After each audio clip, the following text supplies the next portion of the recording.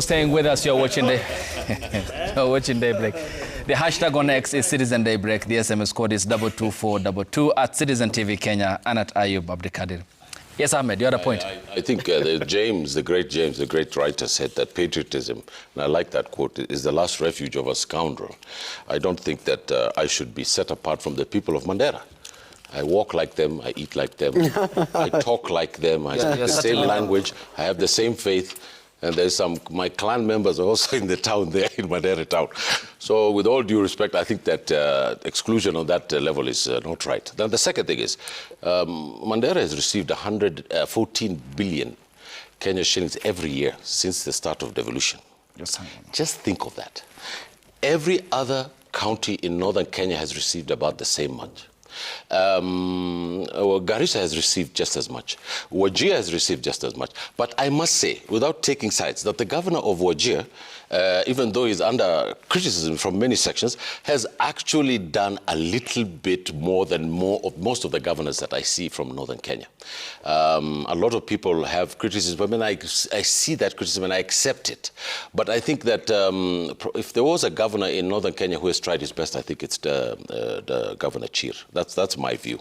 The second thing is that if we have this amount of money that has gone into the counties of northern Kenya, I think it is incumbent upon us, setting aside the context, and I agree with Dr. Ali on that issue, of the kind of Bantu stance that I talked about. It was a moral predicament for the leaders of northern Kenya to say that the money that we have now, which is quite a lot, should be able to do A, B, C, D. What should it do? It should have water. I saw the governor of Mandera take a helicopter and come to a place called Takaba. There was no water, and the people there, you could see the state of affairs in Takaba, and you'd be shocked. The previous governor who was there, and I'm not only going to take on this governor who's now the senator, who's now the senator. I think he was the founding governor. Correct. The founding governor. I think that the first thing he did is build a palatial governor's house in Mandera, which was incomplete before he left office. Yes, I think we have more priorities in Mandera than these buildings. Third point, I think that the current governor and the current governor in Garissa and the current governor in Wajir need to be taken to task by the people, their own people. Pundits and public intellectuals like us can talk about Kenya and what's happening in the county system. But the people who live there, and they are my people, have a system called a clan system, which actually obfuscates the rights of democratic systems in those counties. We are the only people in this country who know who is going to be an MP and a governor and a deputy governor before the ballot. And I think that this concept of democratic systems of governance in northern Kenya and the popular attitudes of people there is absolutely a big problem. But there is a light, and that light is those young people who are under 25. Yes, Ahmed. Most of the people who are under 25 in northern Kenya oppose the political elites in that country and in that region, and the failure for them to deliver development in the last 13 years. One critical point before I come to Dr. Ari is, Ahmed, to give credit where it's due. Yes. You have talked about the need for intervention on the part of the leadership along the three counties. Yeah. In the case of Mandera County, the leadership of the governor and the deputy governor seated here had funded the education, to a tune of how, 400? Yes, 460. 470. And education is one key major instance that even Oxfam pointed out as major contributory factor to why there is inequality, especially in Mandera, Wajir, and Garissa counties. So why not then give credit on that part that there is an intervention on education, for instance, in Mandera County? That's a good question. The problem is that the deficit between the amount of money that has been brought there and what has been invested.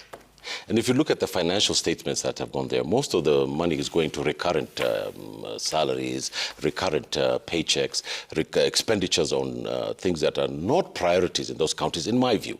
I think that it's good that they have put some money into education. And there's this statement around the country that says Mandera now could have a cesarean section because of devolution. We are, my party, myself, and the people who fought to bring devolution into Kenya, wanted to make sure that this money is invested in infrastructure, in health, in education, and in building up the market economy in those areas. That in itself has failed, and that is a public knowledge. It's not something that I'm here to defend. Certainly not on the part of the governor. I must... Daktari, okay, as you tell us more... Yes. Step by step. Yes. As you come in, it's now 3 years since you came in, you accorded the mandate. What are the areas that you have prioritized? Of course, I visited Mandera County and you hosted us. Yes, I did. In October 2022, at the height of the drought. And I can confirm on this broadcast, and I reported from, remember, Garbakole village, I know, the outskirts of Mandera County, of how the county was stretched in terms of resources, in the allocation of resources to some other functions. Tell us then, what are the achievables that you have done in the past 3 years since you came to office, for instance? Ayub, first of all, I want to, again, invite my friend Ahmed Haj and anybody who has not been to Mandera, because I am increasingly coming to believe that his only source of facts is from Rigathi Gachagua's narrative. No, but I know about Rigathi Gachagua. Come on. Come on. Nonetheless, we'll come to that as well. If you have been to Mandera, and usually when people come to Mandera and they do a courtesy call to my office, who have never been to Mandera, I normally ask them one question. I ask them, what did you think of Mandera before you came, and what do you think of Mandera right now? And they tell us it's a world of difference. You see, it's a world of difference because, we started from zero, literally zero, as a government. And a government cannot operate without certain basic infrastructure. And that's why, as my brother has said, people are talking about building governor's house, building government headquarters, building water infrastructure, offices. When most other counties had all these things already done, the first 5 years to 7 years we spent building infrastructure so that we are able to deliver services to the people. And all these things are evident. If you go to Mandera, and I'm not apologetic about building a massive county headquarters, because that was really needed. We are not apologetic about having governors and deputy governors and speakers' residence, because it's provided in the, in the Constitution. So what we are just simply saying is that people have to get to understand why our priorities were much more different than most other parts of this country. Our priority was to provide the government with the right infrastructure and the right system so that we are able to do the other deliverables, including healthcare services. Meaning that in any case, as we did that, concurrently, we were also providing whatever we could provide in terms of healthcare and education. In education, you know that Northern Kenya has been one of the most systematically marginalized in terms of primary, secondary, and even university. During my time, the transition from secondary school to university was less than 1%. And Ahmed can testify, if as he claims he knows something about Mandera, through his aunts, his uncles who live there, not through his own experience. I have extensive information. Hold on. Let him finish. Go ahead, Ali. Go ahead. Debunk this. You are talking about Northern Kenya, and you are talking about Mandera. Yeah. And I think there is nobody in this team that has more knowledge, ground knowledge, than I do. And I'm also a certain deputy governor. Yeah. So it means that I can give you a long story about our achievements. Okay. Education, 460 million. Healthcare, when we walked in my government in 2022, the first thing we did was we did a health desk reform. And we have massively reformed all the 6 sub-counties. All of them right now have moved from level 3 to level 4 hospitals. As he said, we are conducting cesarean section procedures, CS, in places that most people will think is probably one of the most ungodly places. My brother Ahmed talked about lack of water in Takaba and many places. That is true. I actually wouldn't expect water in Takaba. I wouldn't expect water in Banisa or anywhere else in Mandera because, again, this was systemic marginalization. In 10 years, with the kind of resources that's available, it's impossible to repair and cure the issues. Wait, Ahmed, one second. Point made. I need to also briefly as you finish up, yes. Please, I will just finish up here. I will give you a chance.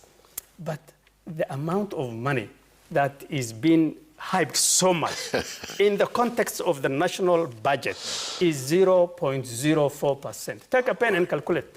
Okay? You're not talking about 99.96% of our budget. It's also 4% of the county's okay, so Dr. you made your point. Yes. While this is I would want to speak on specifically focused on northeastern Kenya and the leadership. Yes, Vincent, and then Edwin. No, I think again, I will revisit this conversation. I like the accountability question that my two wonderful, I would say, brothers, there are some terminologies I understand about the Somali language based on a shared heritage. Your Excellency, there is a conversation we are missing here. You'll notice the accountability is on what has come in only through devolution. Remember, the devolved system only takes care of 15% of the national budget. We are missing the conversation on accountability on what the national government is doing on that part of the world. What are also the policy hindrances? Education, for example, is a shared function. I remember, I think the Wajir County had allocated close to 300 million towards supporting bursary and education sector. And there was a circular that came from the control of budget, that this is a national function.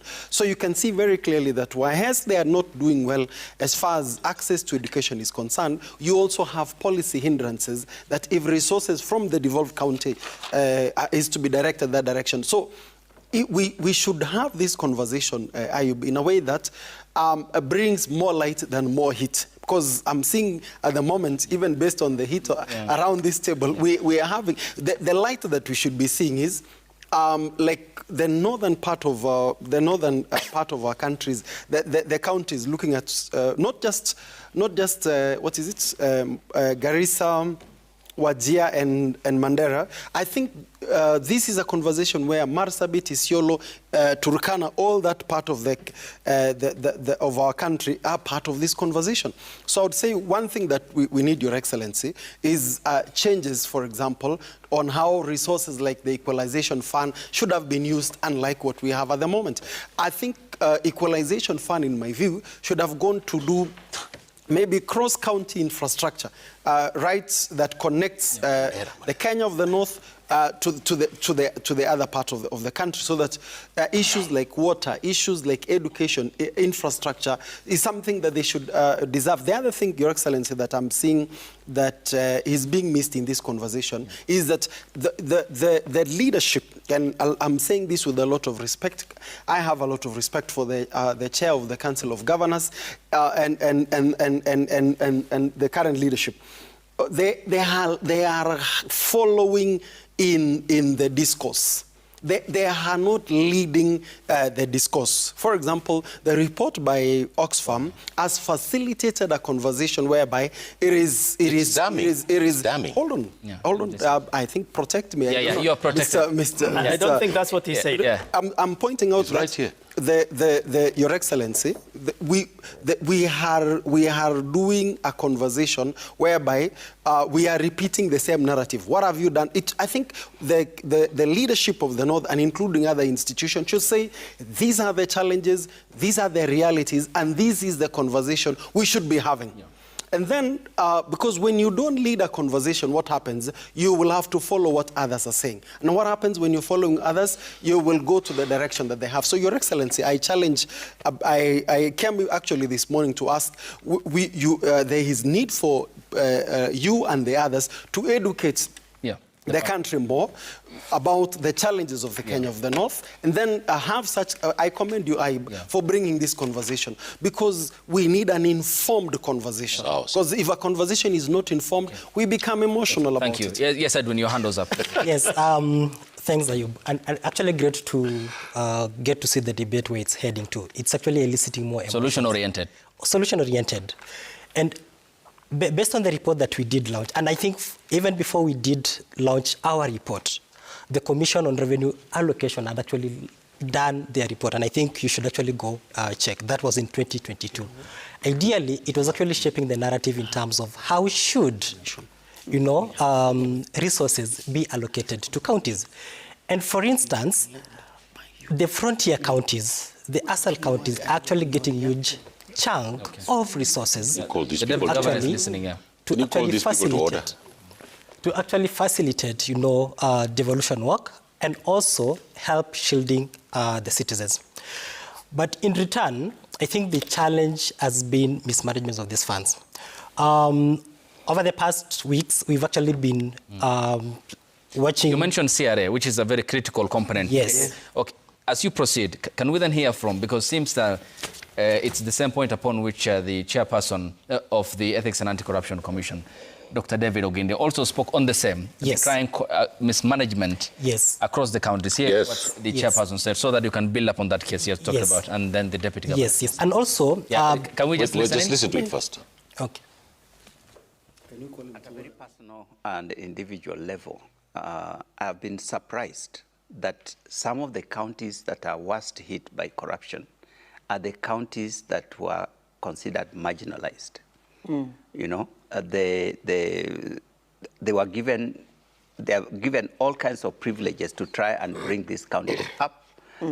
But the leaders in those counties are simply siphoning that money and bringing it back to Nairobi to buy apartments, to start businesses, and so on. So it is, one would have imagined that the individuals providing leadership in these counties would have been working hard to ensure that these counties are lifted up to the levels of the rest of the country, because that's what they had been crying for all along. We have been marginalized for many years and so on. And the Constitution provides, makes several provisions to help and uplift the living standards of these counties. Unfortunately, the leadership in most of these counties are busy taking that money for themselves. Yeah. So we still find issues of water, big issues of roads, and so on and so forth. We should not be there with the kind of monies that are being disbursed to these formerly marginalized, as it were, counties. Yeah, I think that's a bullseye, and it's actually revealing the fact that actually are in there. And I'll tell you, EACC every year says Kenya is losing 608 billion. Actually, more than that. Yes, but that is actually what they are able to document. You see, the problem with corruption is there are various forms, you know, the grand corruption, the petty corruption, and the likes. But then in terms of how to track and trace corruption, it's still a challenge. In terms of linking this to the inequality, our report actually revealed that there's, you know, the education sector still faces a critical challenge in terms of, you know, funding crisis. And this heavily impacts on low-income households, low-income earners. But then you realize that I think a couple of weeks ago, the Minister of Education gazetted, you know, the school fees that are actually paid to public senior secondary schools. But then the debate on the social media was that this is just on paper. Yeah. It is not like the true reality on what happens on the ground, because they were saying we as parents, we still find ourselves paying more because the capitation would be a challenge hitting the schools, and if they do, it's still going to be a low capitation. So in terms of that, who ends up shielding, you know, the operation of the schools? It's actually the parents. Number two, there's the issue about the health, whereby our report actually revealed that the chronic underfunding of, you know, health and the fragmentation in public health is still there. But then one of the recommendations that we are giving in that report is on shift, like it's still inaccessible, you know, even to the most lower cadre of people. A couple of weeks ago, there's been debate in terms of the payee, like Kenyans, I think up to around, earning up to around 30,000 Kenya shillings should actually be rebated in terms of not paying them. Of course, that's one of the key things that we are actually acknowledging and saying this is a great step. But then in terms of looking at the impact of that, there's still much more to be done. But then in terms of linking, you know, for us at Oxfam, we have inputs in terms of where we are working. And the northeastern part of it is actually one of the inputs that we are actually undertaking major work on there. Ahmed, before you respond to that, currently 3.7 people are still facing starvation. Can you imagine? And Mandera is actually one of the hard-hit areas. Number two, and I mean, the statistics are that it is on our red alert. But then, of course, there are counties like Wajir, Isiolo, still... Samburu. Yeah, Samburu. They are still under an alarming rate, but not as compared to Mandera. But then in terms of looking at that, we are still facing severe food shortage. And, you know, it has actually risen. As per our report, it has actually risen up to 17 million Kenya shillings. I mean, 17 million people. So you can imagine the impact that this has on people. But then also, the cost of food is actually growing. In as much as the government keeps on saying that we've actually reduced the cost of unga, I mean, Kenya is actually living below the 130 Kenya shillings a day. A day. Yeah. So you'd imagine what actually that would be able to hold. But then also, that is the same amount that is actually supposed to cater for food, for health, and the crisis actually continues and continues and continues. So as it is right now, we need to actually have a candid conversation in terms of how we are going to do that. Before Ahmed, just a minute. Right now, there is the disaster risk management bill. It has actually stayed in the mediation stage for quite some time. Is it high time that we do radical measures and actually have that bill even be passed? Because I think it would actually bring in a component whereby we are supposed to have a disaster management fund that actually caters for people, and I feel it's around 5 billion in a year. But then you look at how much we are losing as a country. Yeah. The former regime government said we are losing 2 billion per day. Imagine 2 billion per day would actually be able to fund that kitty in 2.5 days.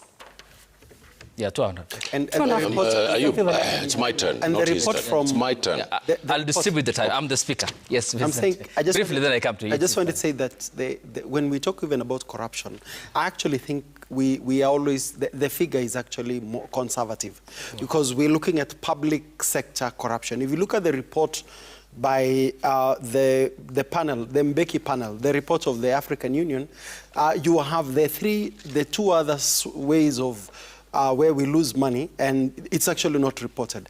That is the illicit financial flows, which constitute 65%, and then you have losses through criminal which constitutes 30%. The only 5%, can you imagine, Ayub? Only 5% of the losses that we have in Africa in form of corruption is the public sector that we report. So the clear picture on the losses when it comes to graft, we are not able to paint the right picture because we're only focusing on the 5%. Okay. Look. So the 750 billion is 5% of corruption if we were to go by the Mbeki report. There's two things that we need to divide. One of the things that we need to divide is there is the marginalization narrative or discourse. It's true. It's been there. Ali is right in one instance, is that, the founding governors had to put in a lot of money to get, even the basic offices, the infrastructure to start working. But, they've been given 13 years. And at 115 billion shillings every year, not 115, every financial year. Every financial year. What was the last amount you received? 12 billion, 11 point. Since devolution in 2013 up to now, it's between 100 to 115 billion that the governments of Northern Kenya have received. So what I'm trying to say is that once you're given that responsibility in your hand, you know that you are marginalized. You have a moral responsibility or a platform to do a job that is 2 or 3 times better than anybody else, so that you can let your counties catch up with the rest of the counties. And that is the measure that we need to measure the people of Northern Kenya and their governments with. And that has not been made. There is a gap. My facts, which were being contested, has been put out by Mr. Onginde over there. And it is true that there's huge amounts of money that are coming from that area to build things in the rest of Kenya. But you see, there's no more corrupt counties in this country than the ones that are not in Northern Kenya, because they've been corrupt from the day of independence. They've been stealing from the day of independence. Now you're talking. Wait, I'm a fair person. I'm fair. I'm fair. When it's right, I'm right. So the third thing is they were corrupt from the beginning. We're just beginning to learn what corruption is all about. Yes. That's the main thing. But we should not do that, because we were at the very back of the bus. And we should not allow even 1 penny to go anywhere, because you see all those women and children and the hunger levels, indices. You look at the pain that is going on in these counties. It's just shocking. And it's not responsible for the leadership of Northern Kenya not to do the things that they were supposed to do irrevocably, as opposed to the other counties in this country. Lastly, I want to say that it is the quality of the leadership. as far as I'm concerned, let me praise Dr. Ali. Dr. Ali is not the governor. He's the deputy governor. I wish the governor was here, because the buck stops with the governor. He's his assistant. Dr. Ali is probably one of the most qualified people we have in this country from our community. And I think that, I thought that he would resign from the Mandera county in protest at the corruption of that organization, or that county. He did not. Secondly is the one of Garissa, in which now we know there's going to be a huge political fight in Garissa. Do you know how much it takes to be an MP in Mandera or in Garissa or in Wajir? Which is a conservative figure? 150 million.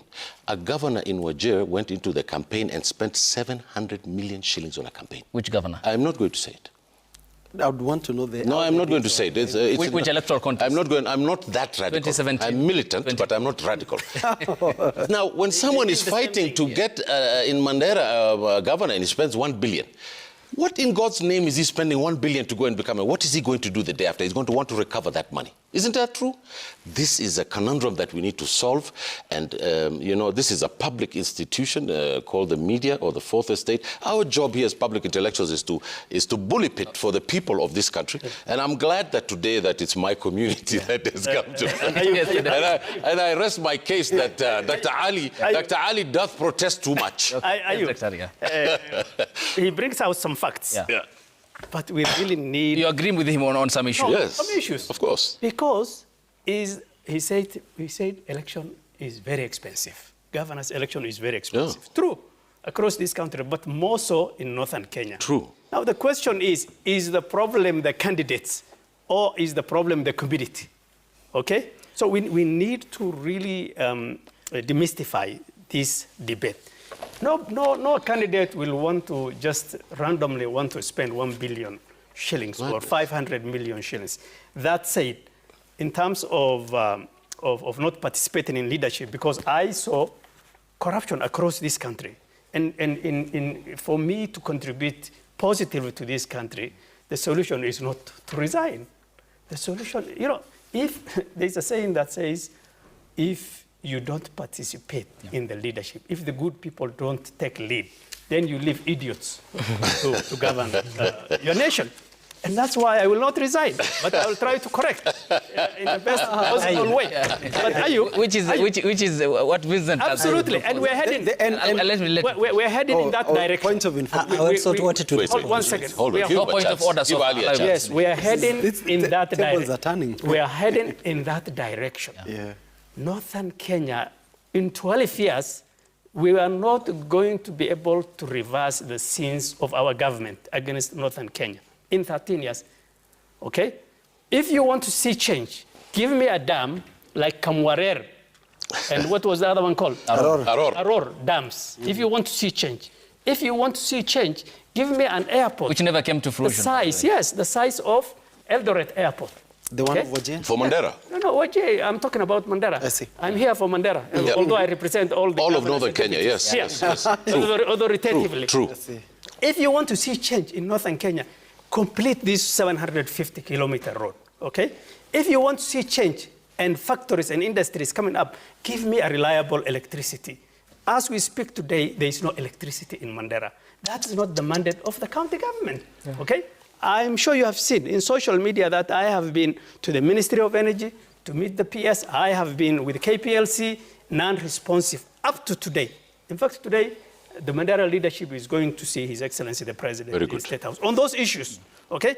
So people have to understand we are very quick to blame the leadership, but certain functions are out of my mandate. Of course, healthcare, education, these are my mandate, and I believe that I can rate myself doing fairly well. Okay. But in terms of really serious change to bring up to speed in terms of the inequality gap, we need the government, the national government, to play with us. But finally, equalization fund was originally designed so that we can fill in this gap. But later on, you know, they found out that Northern Kenya is being favored. That was not a favor. Now, equalization fund is benefiting almost every county across the 47 counties. Which should not be the case. How should that? I mean, look at these inequalities, my brother. I've just heard the chair of anti-corruption speaking about Northern Kenya. Yeah. I mean, it is very unfortunate that a person who was mandated to fight corruption in this country could speak like that with no facts at hand.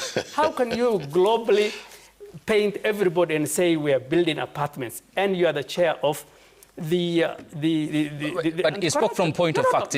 No, but you give me the facts. Yeah. Show me. He published. See, this thing, you are the one who has been mandated to fight corruption. You can't just go make a political statement. Give me the numbers. Tell me we have found this governor or deputy governor or member of parliament building an apartment in Italy. We are prosecuting him. Okay? So he is really not any different than any politician making funny and fake point made. He sits at a point of vintage and could be, of course, consuming information that is very key. But questions also on at his doorstep, Vincent, isn't it? That those files, what happened to them? Have they been wired to the Director of Public Prosecutions? Then if then the chairperson of the Ethics and Anti-Corruption Commission can make such profound statements, what then should happen on the part of the prosecution until this ends to conclusion? Because in the end, as you pointed out, we are after the public resources. I think I am one of those who belong to the school of thought that EACC should be given prosecutorial powers, because at times we hear we have concluded investigations, we have taken our files to the Director of Public Prosecution, and we don't see much progress. But I think, to be fair to the chairman, Ayub, there is a report of, I think, one of the governors from the northern, I don't have the facts, who is currently under investigations, and the allegation is to support the facts from the chairman that it has to do with investments on apartments, I think in Parklands. I would as a professional, if I knew this was going to come, I would You're addressing the deputy governor, are you? I'm addressing based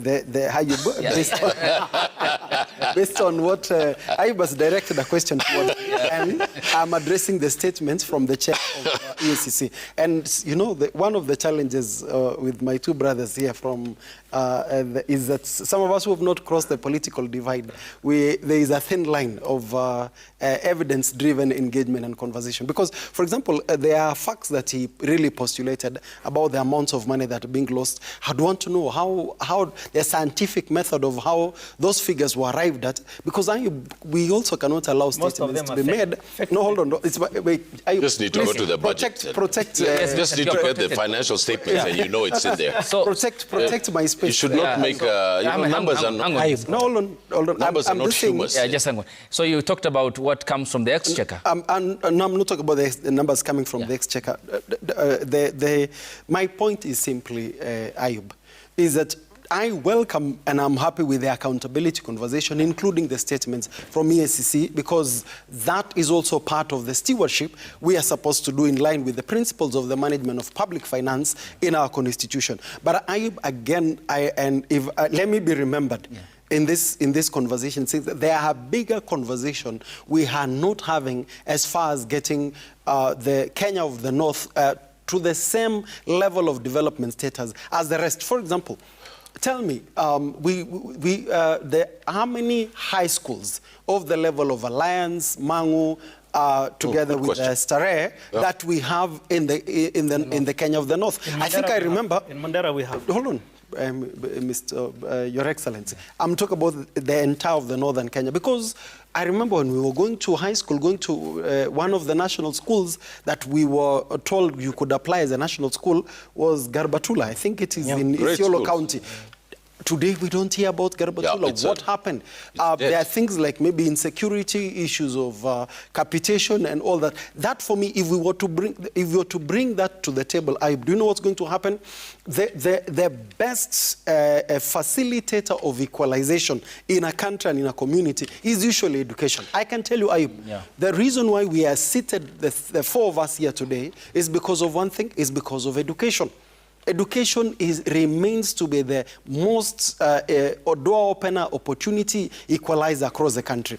Getting better schools, getting more investments, like even what is it? This media house, Citizen, is somebody invested, and it's given birth to many people who have even who are serving in different platforms. So I'd want to say, Your Excellency, one is let the accountability questions, including the fight against corruptions, be held, and people who have stolen public property, let them be held into account. But also let us also address what are the policy constraints that continue to facilitate marginalization, even in 13 years when we have devolution. And then finally, what are the other things beyond doing the 750 kilometers that the national government is doing, so that we don't need to wait for another report from Oxfam to tell us this, you know, why that everybody is failing. Yes. Okay. We've not talked about. No, hang on. Allow me to go to my fire extinguisher, Edwin. Yeah. You are my point of neutrality. Have I joined? No, you have not. And I think it was deliberate that actually had to sit in. Yes, Edwin.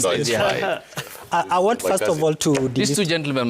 What would have happened if the two of them were... No, nothing. Nothing. We are have consumed camel milk. I want first of all to demystify this issue about using lots of money during campaign. I know, of course, it's a vast area. But I think the problem that we do have as a nation is that we've not actually legislated the campaign finance, campaign finance. Operationalized. And yesterday there was a meeting. Yeah, because one of the key things that, and you'll actually look at it in terms of the bridge and the gap between women and, and men in politics, but then also vis-a-vis those who have like good leadership, ambitions, but still they don't have money. But then bringing back to us the question of where are we right now and how is the situation in right now. And I'm happy that Vincent actually brought in the issue about domestic resource mobilization. Like in Nairobi currently, there are a lot of apartments coming up. And there are also, mushrooming businesses, around the areas. But one of the coins that has actually been put is that these buildings actually proceeds of money laundering. They are proceeds of crime. Like you go to a hardware, you just buy everything cash, But then it's the art of cleaning the dirty money and making them clean. But then in terms of what brings us here is that our biggest enemy is the debt that we're currently servicing. For every 100 shillings that, is paid, that we have, 68 shillings goes to, servicing this debt. But then one of the key downfalls that we are facing is that the taxation system in Kenya is still regressive. And I think this is a conversation that we need to pick up maybe going forward, where we are going to, bridge this gap, because the tax falls disproportionately on the lower cadre of people. Then also there's the aspect of the widening inequality. And I'm very happy that the Deputy Governor is here. And perhaps the conversation that we're having right now with our inequality report is advocacy. Okay. And we're actually tailoring this to various, units of government, whether it's parliament to actually bring legislation that actually reduces inequality and poverty in these areas, but also going towards the side of the county government. And I'm very happy that we could actually even be intruding North, Deputy Governor, if you allow us to be there. Karibuni. Yeah, so one of the key things... been there. Yeah. One of the key things that needs to be there is He's hospitable, I can attest. Yeah. One of the key things that we need to push now going forward is, of course, we need to raise, education budget to a tune of maybe 20% up from the current education budget that we are currently facing in. But then that will only happen when we have reduced corruption, when we reduce the illicit financial flows. Because, the component that actually builds the illicit financial flows and what Vincent has actually spoke about, like the commercial, we have the base erosions, profit shifting, all this.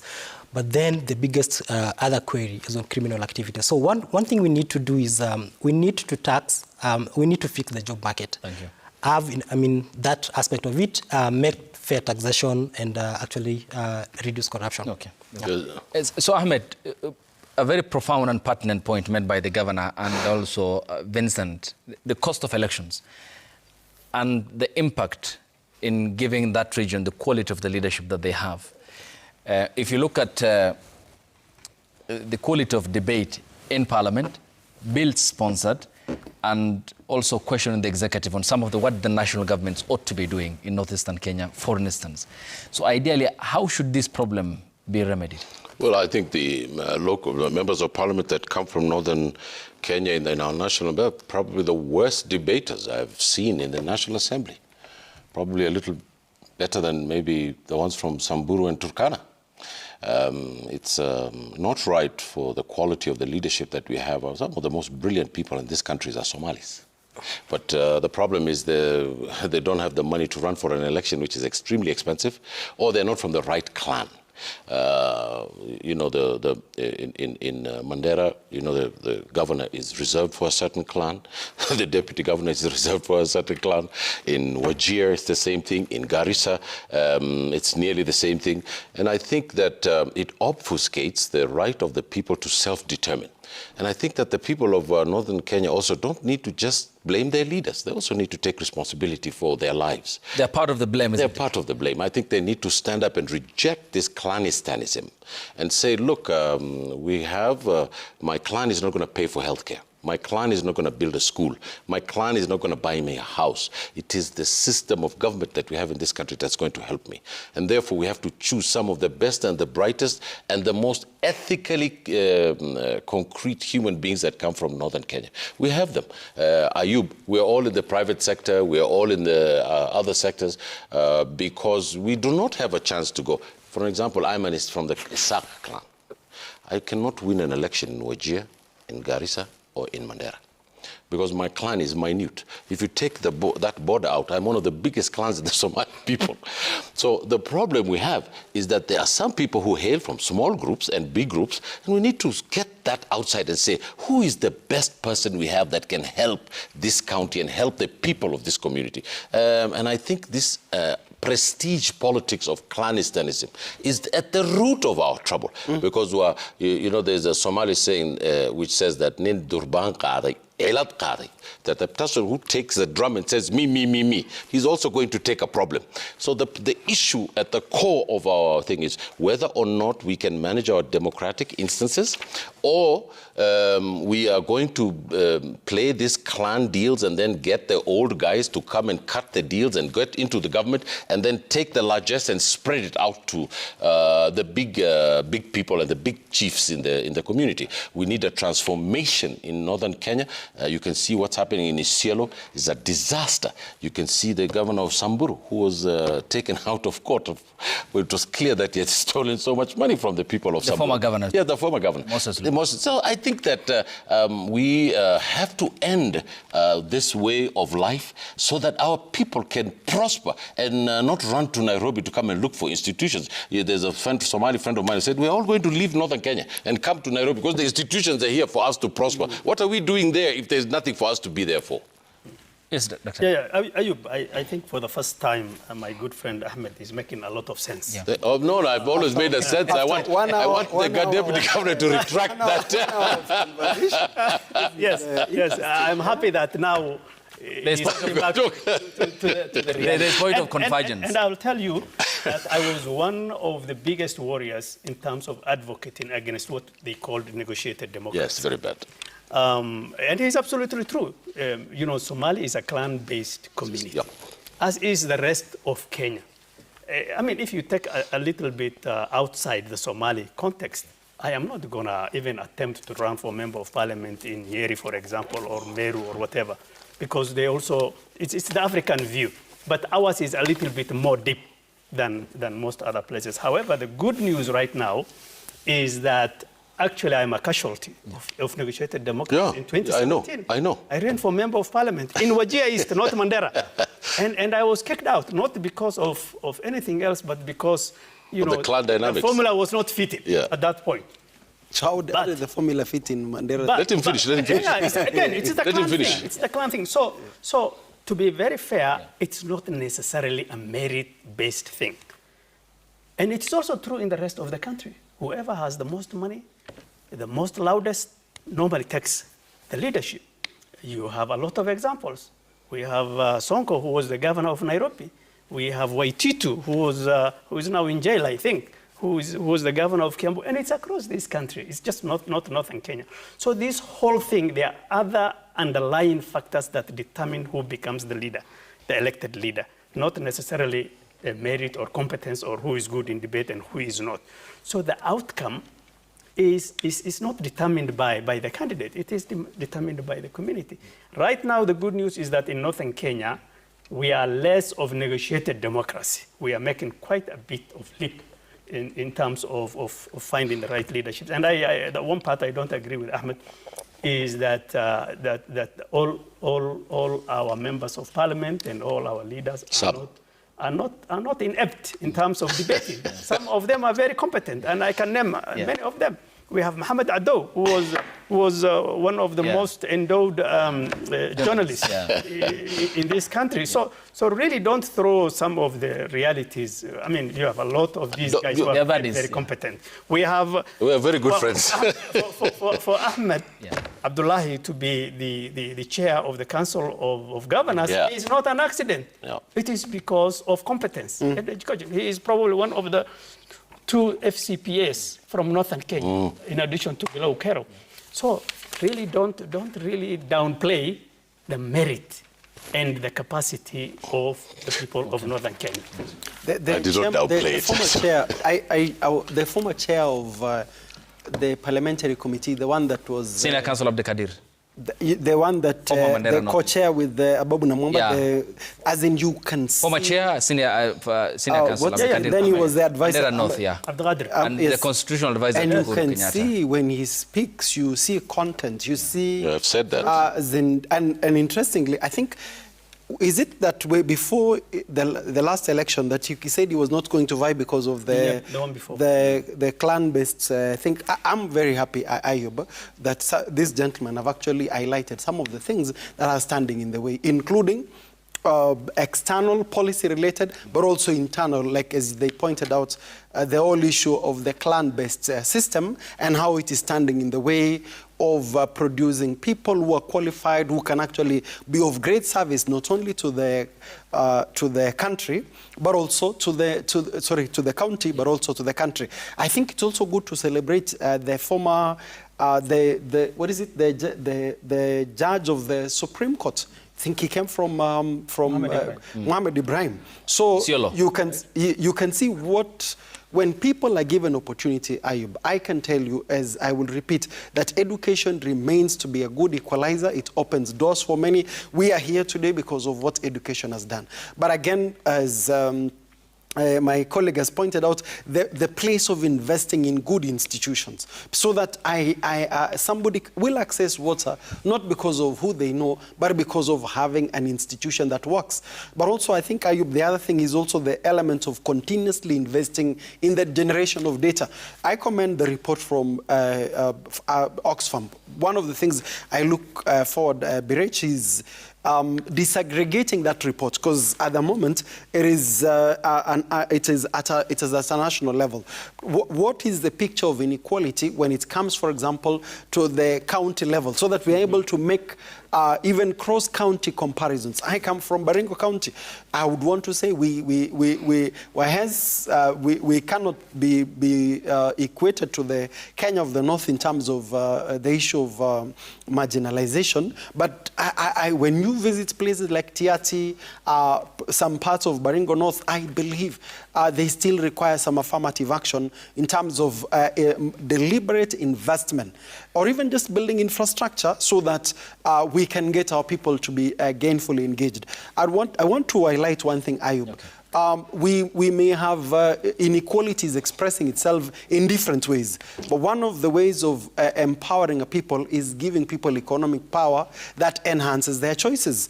I was looking at the reports, what do you have, the experience of the Somali community in Minnesota. And you can see, even in the element of strong political intolerance, because the system functions, what happens? People are still able to lead decent life. So Ayub, I submit this morning that we need more of these conversations. Yeah. I commend you, Ayub, for this platform. I think possibly it's because of Ayub identifies with the challenges of the people in that part of the country. But you can see, Ayub, what it means to give opportunities to people like you. Okay. Thank you. So let's sample the feedback, Edwin. Let's see. And then I'll come to you. Couple of questions so that you can briefly respond to them. Okay. Thanks, Ayub. And I agree. As I pull that up, Edwin, you can make your final submission. Where the feedback? Okay. So I actually agree, Ayub, with Vincent. And one of the focus that we are doing this year at Oxfam for our inequality report is actually segregate these to, counties and the national level still focus. And like I said before, quite a lot of policy advocacy engagements actually going to be happening. But then there are a lot of things that we need to do. And I would imagine there must have been something that actually motivated Dr. Ali here to actually vie for the MP, that time, and also, being part of the current government of Mandera County. One, I think I'll speak, and I think I was actually reading one of the dailies today, and the drought is actually one of the issues, and even in the coast, it's not only the northern frontier. One of the key things that first we need to deal with is addressing this corruption. This is a big elephant, in fact, that's actually draining quite much of the resources that we need to do. But then, Ayub, we need to agree that the ODA has actually dropped, in the previous years. Even for, the NGO and the INGO, who are actually first responders, to this humanitarian crisis are actually underfunded right now. And I think the shift now would be, do we focus our eyes on the government? The climate financing gap, especially for Kenya, we need around $49 billion actually for adaptation alone, let alone mitigation, because mitigation is actually the long term. But then how can we make, the frontier part and the other sections that are actually affected by climate injustice to actually be that? But then, in terms of looking at the humanitarian issue, the government is actually disbursing 4.1 billion to sort of the humanitarian crisis. Yes, the latest approval. We actually less funded by 50%. To give my submission, Ayub, as we close, that let us just be responsible citizens. Whenever you're given the leadership responsibility, then you do your mandate pretty well. And even for us who are actually able to do, something small, in as much as that appears as a drop in the ocean, ultimately, it actually brings the impact. Because if it wasn't because of such similar small drops, we wouldn't be having an ocean. Thank you. Let's now sample the feedback. The hashtag on X is Citizen Daybreak. The SMS code is 22422. The first one comes from Frank Orinde. It says devolution was meant to bring services closer to the people, and it has in many ways. But if we go by the reports from the Auditor General and the constant resistance by some governors appear before the Senate Public Accounts Committee, one uncomfortable truth emerges. Corruption got devolved to Godfrey, okay. The biggest impediment to progress for Northern Region is the clan system approach to change of leadership. The region gets leaders who are imposed on them without commitment to service delivery. I think Vincent, the doctor, and Edwin plus Ahmed agree with Godfrey. Babu Michael says, Ayub, question to the Northeastern leaders, honestly, why does it appear that they are the ones with the capital to invest in the capital city? That is the perception in the public domain, or it's just coincidence? Why them? So it's perception, admittedly so. The Deputy Governor responded to this as well. Next is good luck, Jonathan. He says, I think Gachagua gave us the challenge to manage our resources to serve the people. He highlighted the amount of money given to Northeastern counties through Division of Revenue and Equalization Fund from 2013 to the National Government Constituency Development Fund from 2003. Please take Gachagua's challenge positively. Sure. Team Kenya says it's so shameful for some elected leaders to continue singing about marginalization in North 13 years into devolution. They are eating well in Nairobi and Western Kenya as their people suffer at home.